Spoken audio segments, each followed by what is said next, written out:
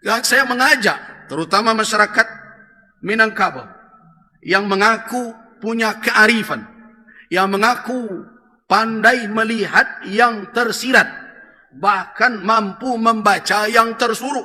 Bukan hanya yang tersurat saja. Cobalah tanya diri. Tapuk dado, tanya selero. Bagaimana kondisi kita sebenarnya saat ini? Tidakkah kita khawatir dengan keadaan seperti ini? Aturan-aturan diterabas, orang berbicara seenaknya saja, merendahkan harga diri orang hanya dengan uang. Saudara memilih saya beri ini. Ini negara memberi tapi menumpang kepentingan saya dengan berbagai macam sogok dan sebagainya. Kemudian ada ancam-ancaman, kalau tidak terpilih saya akan begini dan macam.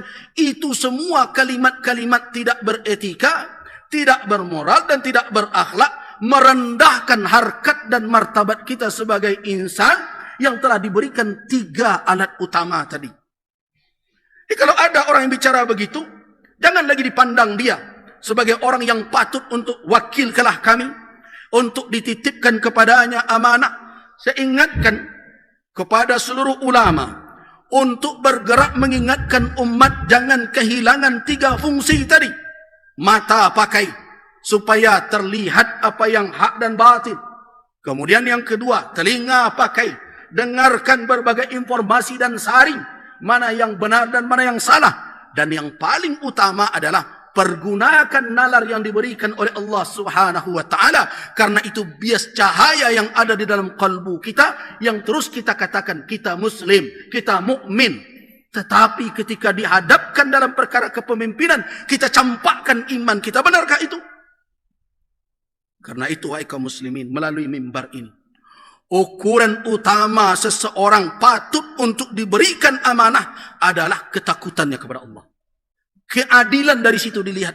Bagaimana cara melihatnya? Lihat bagaimana dia menjalankan kewajibannya kepada Rabbul Alamin. Kalau pemimpin solat saja tidak beres, nantilah berbicara disuruh menjadi imam. Bagaimana kita akan menitipkan amanah manusia kepadanya ketika amanah dari Allah saja tidak dia tunaikan? Fikirkan dengan nalar yang diberikan oleh Allah. Lihat dan dengarkan, kemudian sandingkan dengan iman yang ada di dalam dada kita. Apakah dia tepat atau tidak menjadi tumpangan? Itu firman Allah dalam surat Taubah ayat 119. Apa kata Allah? Ya ayyuhalladzina amanu taqullah wa kunu ma'as sadiqin. Wahai orang-orang yang beriman, bertakwalah kamu sekalian kepada Allah dan bersamalah dengan orang-orang yang benar. Bersamalah dengan orang-orang yang jujur. Artinya apa? Jangan bersama dengan orang-orang yang berdusta atau dengan orang-orang yang pura-pura benar. Bagi siapa yang pernah mendengarkan kajian tafsir tentang ayat ini terkait dengan orang-orang yang membuat berbagai macam opini dan alasan untuk membenarkan diri mereka. Ini terjadi hari ini. Di masa Rasul ada orang-orang yang membuat berbagai alasan. Kepintaran mereka berhujjah, kehebatan mereka dengan berbagai macam fasilitas kekuatan, pembelaan dan sebagainya, mereka pura-pura benar. Nah, karena itu tugas kita adalah kalau betul bertakwa, jadilah bersama dengan as-sadiqin, orang-orang yang jujur, orang-orang yang benar.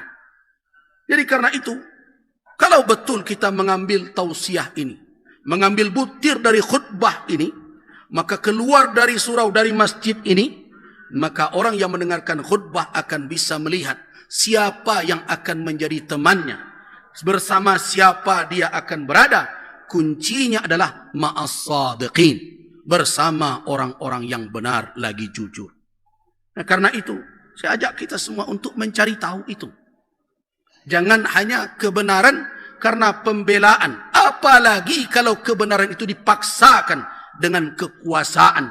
Sangat menyedihkan di negeri yang terus tiap sebentar berbicara tentang demokrasi, berbicara tentang kebebasan berpendapat, berbicara tentang nilai-nilai Pancasila dan sebagainya. Tetapi semua pembicaraan itu dikangkangi oleh orang-orang yang selama ini bicara itu. Saya sangat sedih ketika pemimpin tertinggi di negeri ini merasa punya hak untuk berpihak, membela dan berbagai macam, padahal yang ikut bertarung di dalam kontestasi adalah anaknya. Suatu hal yang menyedihkan. Sekarang kita tahu siapa yang shadiq, siapa yang benar, siapa yang tidak benar. Saya tidak ingin umat Islam terus dimanfaatkan emosionalnya, dimanfaatkan kesukuannya. Bahkan yang menyedihkan, orang-orang yang memiliki baju-baju ketokohan di tengah masyarakat, baik dari sisi keulamaan atau tokoh adat, mau pula diseret dan dibawa dengan berbagai macam. Wahai kaum muslimin, wahai orang-orang yang ditokohkan umat, yang di tangannya ada kewenangan, yang diberikan kehormatan oleh masyarakat, anda semua bertanggung jawab kelak di hadapan Allah, kemana umat ini akan dibawa dan kemana anak kemenakan akan diarahkan. Kalau takut itu, berhentilah berpura-pura, patuhilah seruan Allah, ya ayyuhalladzina amanu taqullah wa kunu ma'as sadiqin.